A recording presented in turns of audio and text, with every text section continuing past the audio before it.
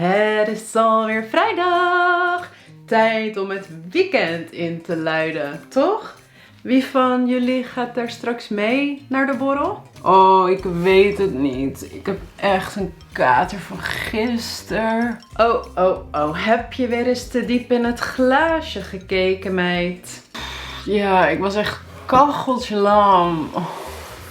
Oh, jammer. Nou, hopelijk voel je straks een beetje beter en doe je toch gezellig even een glaasje mee. En Arjan, ga jij gezellig mee? Oh ja, is goed hoor. Maar ik ga niet aan de drank, want ik moet nuchter blijven. Ik ga later nog met vrienden naar de kroeg. Zij gaan lekker zuipen. En ik ben de Sjaak, want ik ben de Bob.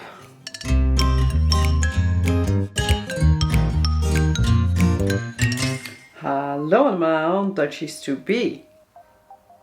We gaan vandaag kijken naar woorden en zinnen die te maken hebben met drinken. Met drank, met alcohol. Is dit belangrijk? Geen idee? Misschien als je geheel onthouder bent niet. Maar natuurlijk wel als jij wel van een drankje houdt. Want kende jij dan alle woorden en de zinnen uit de intro? Nee, nou dan moet je zeker blijven kijken. Waarom maak ik een video over woorden die met drank te maken hebben? Nou, ten eerste, Nederlanders houden wel van een drankje. Ten tweede, zie reden nummer 1. Houden Nederlanders misschien te veel van een borrel? Ik weet het niet. Maar bijvoorbeeld in de 18e eeuw stonden Nederlanders er wel onbekend dat wij wel van een drankje hielden. En dat was niet zo positief. Er waren veel uitdrukkingen met het woord Dutch die refereerden aan het buitensporige drankgebruik van Nederlanders. Bijvoorbeeld Dutch courage. Reaching for the Dutch courage already, I see. In het Nederlands betekent Dutch courage jezelf moed indrinken. Dus je drinkt en daarna voel je je moediger en zelfverzekerder. Je bent dus zelfverzekerder als je beschonken bent. Als je een drankje op hebt. En dit kun je bijvoorbeeld ook zien, misschien heb jij dat ook, als je iets gedronken hebt, dat je je misschien ook iets zelfverzekerder voelt om een andere taal te spreken. Je m'appelle Claude. Je découpe Claude. Ik voel me zelfverzekerder als ik een wijntje op heb en Spaans spreek met iemand of in het Duits iets wil zeggen. En ofwel mijn Duits en Spaans zijn beter onder invloed, maar ik denk dat het eerder is dat je je wat losser voelt en wat minder snel schaamt. Als jij dat ook hebt, als je voelt dat je je iets zelfverzekerder voelt wanneer je drank op hebt en Nederlands wilt spreken, laat het me weten in de reacties. In het Nederlands hebben we heel veel woorden om te zeggen hoe dronken iemand is. En daar gaan we straks naar kijken. Maar laten we beginnen met als je niks drinkt. Arjen zei bijvoorbeeld in de intro dat hij nuchter moest blijven omdat hij de Bob was. Heet hij nou Arjen? Of Arjan? Of Bob? Wie is Bob? Nuchter blijven betekent dat je niks drinkt, geen alcohol drinkt. En de Bob, zo noemen wij iemand die dus niks drinkt, omdat die daarna nog auto moet rijden. En meestal is dat met een groep dat iedereen losgaat, ja, en uit zijn dak gaat. En dat één persoon de Sjaak is, want die is de Bob. Ja, dus hij is Bob en de Sjaak. De Sjaak betekent de lul. Betekent you're fucked. Maar er zijn ook mensen die nooit drinken. En dat zijn geheel onthouders. Het voordeel van nuchter zijn, nuchter blijven, niet drinken, is dat je de volgende dag ook geen kater hebt. Is dat je dan geen kat hebt? Een kater hebben heeft niks te maken met een kat, denk ik. Een kater betekent dat je je ziek voelt. En meestal ben je dan supermoe, heb je barstende koppijn, moet je misschien zelfs overgeven. Je voelt je gewoon ronduit lamlendig. Ik vind dat echt zonde van mijn tijd, zonde van mijn leven. Ik vind het ook niet fijn om dronken te worden, eerlijk gezegd. En daarom drink ik met mate. Dus ik drink altijd een beetje. En ik word dan aangeschoten. En aangeschoten is dat je net iets losser bent en alles is leuk. Maar je bent nog niet zo ver dat je echt de controle verliest.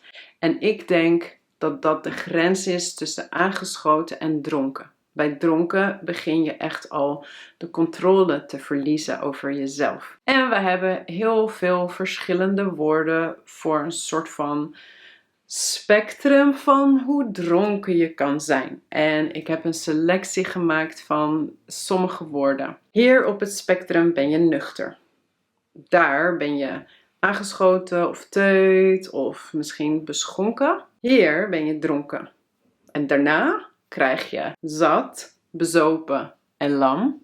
Als je nog verder gaat, dan word je ladderzat, straalbezopen, kacheltje lam en Lazarus. Past die hier al? En als je echt de controle over je hele leven kwijt bent, dan ben je laveloos. Ik heb het zo ingedeeld. Misschien klopt het niet als jij Nederlander bent en je denkt, Kim, nee, het zit toch anders. Laat het me weten in de reacties. Lotte was dus gisteravond kacheltje lam. En dat was omdat ze te diep... En dat was omdat ze te diep in het glaasje had gekeken. Ja, volgens mij heeft ze niet alleen gekeken. Volgens mij was het eerder zo. Dit glaasje is nu leeg. Maar als we een beetje water erin doen, dan heb je nu dus een borrel. Dat is een klein sterk drankje. En wat een belangrijk woord is dat je dit kan atten.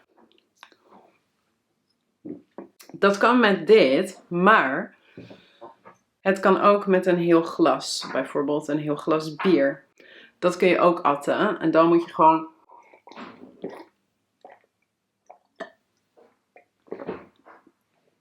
in één keer je glas leeg drinken.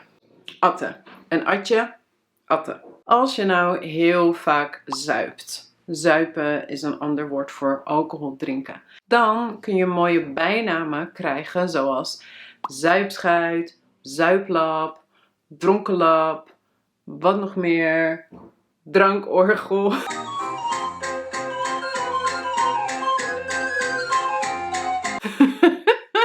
Ja, dus dat is als je vaak te veel drinkt. Als je een probleem krijgt, dan ben je natuurlijk alcoholist. Een typisch Nederlands woord is borrelen.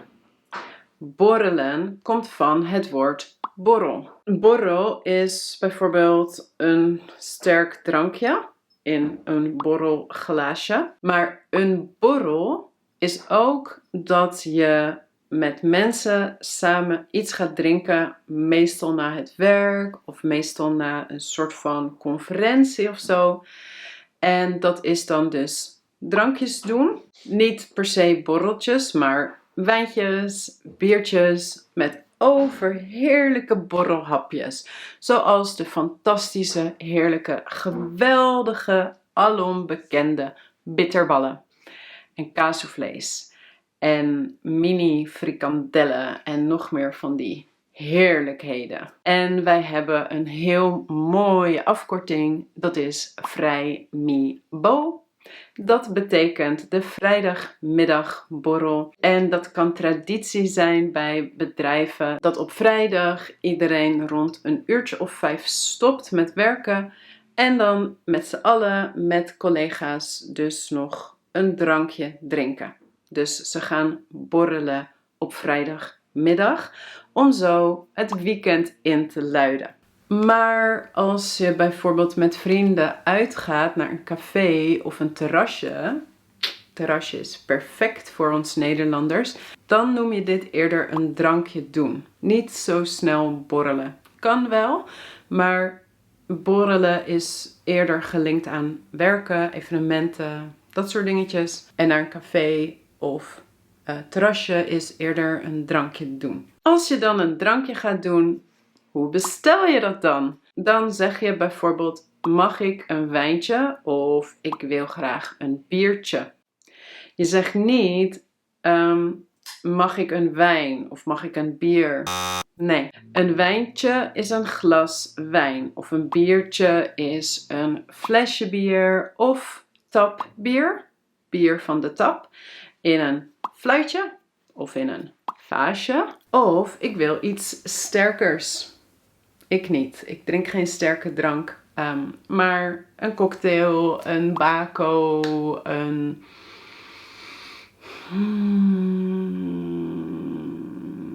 whisky, een cognacje, ik weet het niet. Ik drink dat niet. Nou, dat was het weer, lieve kijkbuiskinderen. We gaan het hierbij laten voor vandaag.